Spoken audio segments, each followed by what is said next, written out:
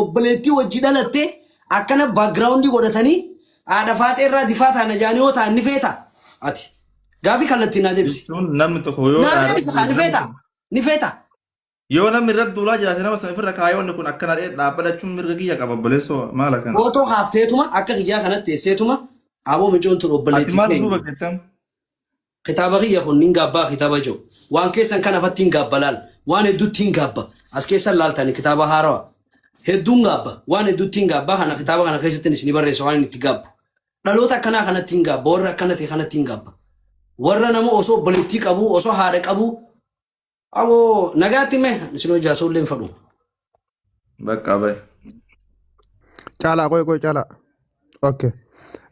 Arafa Fatia welcome. Fatia waga fan abdi. Fatia kam bulti? Alhamdulillah. Khairo da gujara mol kanisa? Guya. Gujara so? I love you ada Fatia khaju shamisi hodatte sagale ta turte. Mal tu te. Simala